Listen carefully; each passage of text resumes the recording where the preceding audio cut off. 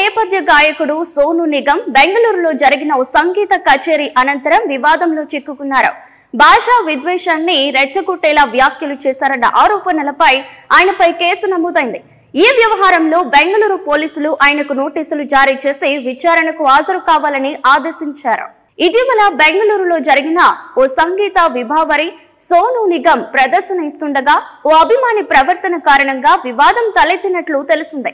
ఈ సంఘటన అనంతరం సోను నిగమ్ కన్నడ భాషను అవమానించేలా, భాషా విద్వేషాన్ని ప్రేరేపించేలా మాట్లాడారని ఆరోపిస్తూ కర్ణాటక రక్షణ వేదిక బెంగళూరు సిటీ యూనిట్ అధ్యక్షుడు ధర్మరాజ్ పోలీసులకు ఫిర్యాదు చేశారు. ఈ ఫిర్యాదు ఆధారంగానే పోలీసులు కేసు నమోదు చేసినట్లు సమాచారం. ధర్మరాజ్ ఫిర్యాదు మేరకు కేసు నమోదు చేసుకున్న బెంగళూరు పోలీసులు సోను నిగమ్ కు నోటీసులు పంపారు. వారం రోజుల్లోగా విచారణకు హాజరు కావాలని ఆ నోటీసుల్లో పేర్కొన్నారు. ఇదే సమయంలో Karnataka film chamber of commerce కూడా ఈ వివాదంపై స్పందించింది. సోను నిగమ్ పై తాత్కాలికంగా నిషేధం విధించినట్లు వార్తలు వస్తున్నాయి.